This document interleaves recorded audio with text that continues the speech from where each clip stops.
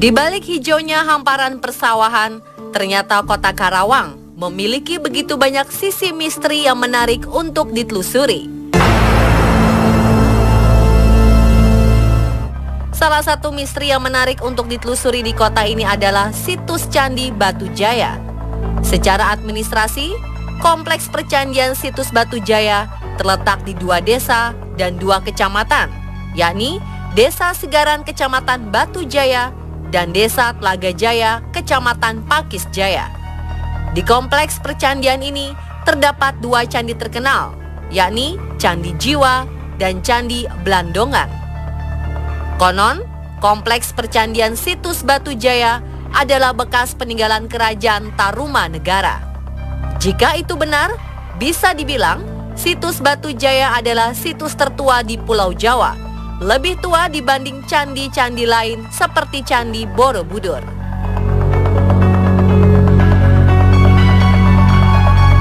Bahkan kalau Candi Borobudur yang saya lihat di catatan sejarah itu abad 830-an. Kalau percandian Batu Jaya itu dari akhir prasejarah awal Hindu-Buddha berjalan sampai abad 5, bahkan sampai abad 7. Zaman kerajaan Tarumanegara berkuasa meliputi bukan saja Karawang, Bekasi, Bogor, Pandeglang, dan DKI Jakarta.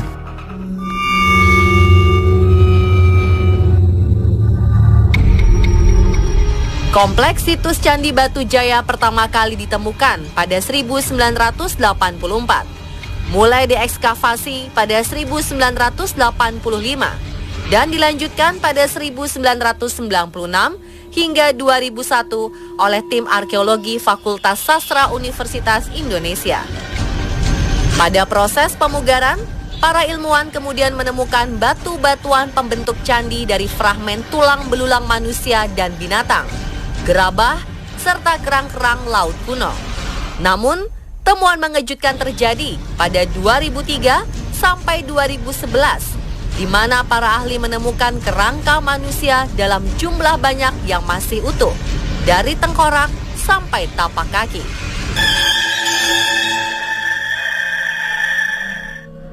Penemuan kerangka manusia ini tentu menimbulkan tanda tanya besar. Apakah di sekitar candi adalah pemakaman raja-raja atau bangsawan pada zaman Tarumanegara? Atau kerangka ini adalah persembahan untuk dewa sesuai kepercayaan tertentu? Juru kunci pelihara candi situs Batu Jaya tak bisa menyebutkan secara pasti. Namun menurut penuturannya, nama-nama di candi situs Batu Jaya memiliki kisah tersendiri. Bagaimana kisahnya? Sebuah candi yang terbuat dari batu bata berdiri kokoh di tengah-tengah hamparan sawah yang menghijau. Warga mengenal candi ini dengan nama Candi Jiwa. Seorang juru pelihara candi situs Batu Jaya, Pak Kaisin, menuturkan ada cerita tersendiri kenapa candi setinggi kira-kira 4 meter dari permukaan tanah ini dinamai Candi Jiwa. Konon, sebelum dipugar pada 1996, kawasan Candi Jiwa hanya berbentuk gundukan tanah atau unur. Banyak warga menyebut gundukan tanah ini adalah bukit. Lantas, banyak warga memanfaatkan gundukan tanah untuk bercocok tanam dan meletakkan ternak mereka. Mengingat kawasan ini dulunya adalah kawasan rawan banjir, warga terpaksa menginapkan ternak mereka di atas gundukan tanah tersebut. Namun, keesokan paginya ada saja ternak yang mati tanpa sebab. Dari situ, warga tak lagi menyebut gundukan tanah ini dengan unur, namun unur jiwa, karena sudah memakan jiwa-jiwa binatang tersebut. Alhasil, ketika pemugaran pada 1996, ditemukan candi di bawah gundukan. Warga lantas menyebutnya dengan Candi Jiwa.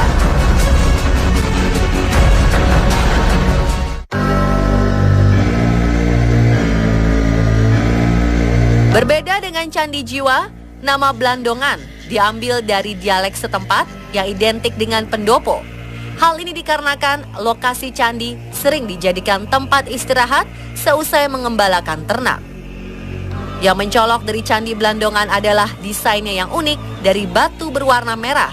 tak seperti batu di candi lainnya yang ada di Jawa. Candi Blandongan juga memiliki 4 jalan masuk berupa tangga di keempat sisi-sisinya dengan jumlah anak tangga 9. Selain rupa candi, di dalam Candi Blandongan juga ada sebuah penemuan benda bersejarah, di antaranya amulet dan gerabah bumi. Amulet adalah jimat yang ditanam seseorang saat seseorang mengunjungi suatu tempat.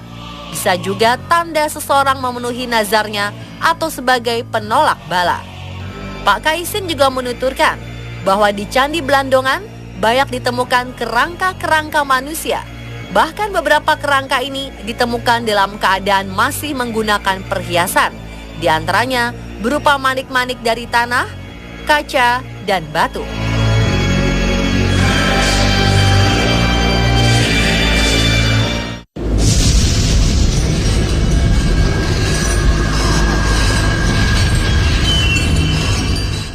Tak hanya penemuan kerangka-kerangka misterius, di kompleks percandian situs Batu Jaya juga terselip sebuah cerita misteri bahwa ada peraturan tak tertulis yang melarang pengunjung untuk membawa pulang batu-batuan candi.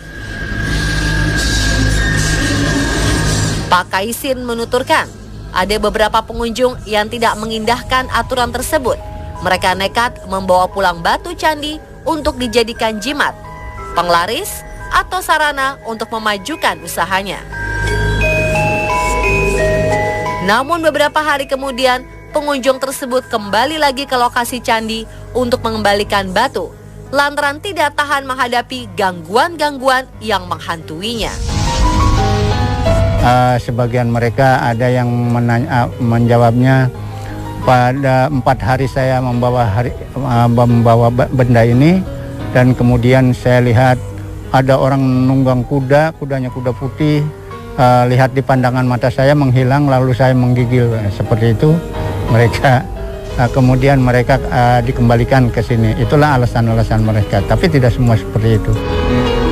Meski ada larangan tak tertulis untuk tidak membawa pulang batu candi situs Batu Jaya, banyak juga warga sekitar candi yang meminjam batu-batu tersebut untuk dijadikan jimat pada pesta-pesta tertentu seperti pesta pernikahan.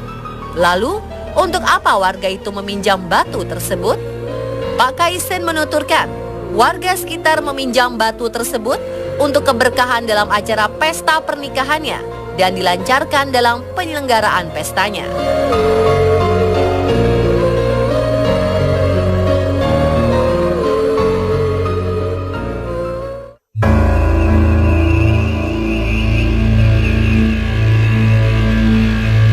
Selain mitos tentang larangan untuk membawa pulang batu dari kompleks percandian situs Batu Jaya, menurut penuturan warga setempat, di kompleks percandian situs Batu Jaya ada sosok misterius yang hingga kini tak bisa dijelaskan oleh akal sehat.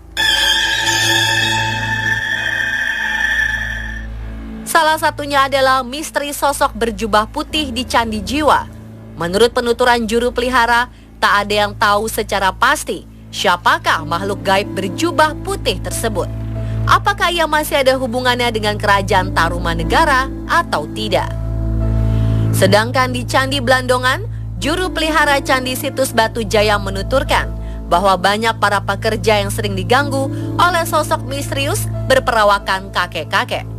Bahkan para pekerja di Candi Blandongan menuturkan bahwa mereka pernah melihat sosok misterius tersebut dan mengaku mereka kerap diganggu oleh sosok misterius tersebut. Seperti misalnya ketika mereka telah mengukur bangunan luar candi dengan menggunakan tali. Namun, tali tersebut tiba-tiba berubah dari ukuran yang telah ditetapkan sebelumnya. Kalau malam Senin Jumat, kadangkala ada suara orang numbuk, kata orang sana sebelah sana, kata orang sana sebelah sana gitu. Goncangan pakai lumpang panjang itu. Kalau salah tertawa gitu, semua kedengaran itu. Tapi nggak tahu orangnya di mana gitu, seperti itu. Sama halnya seperti di Candi Jiwa, juru pelihara Candi situs Batu Jaya tak tahu secara pasti siapakah sosok misterius berperawakan kakek-kakek tersebut.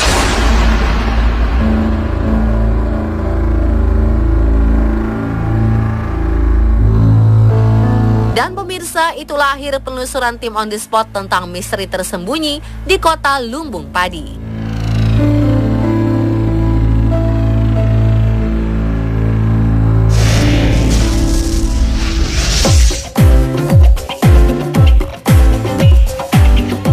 Tahukah Anda kisah seram di White House dan beberapa insiden yang menolak tinggal di Istana Negara karena cerita angker dan menyeramkan? Jangan kemana-mana, tetap di On The Spot.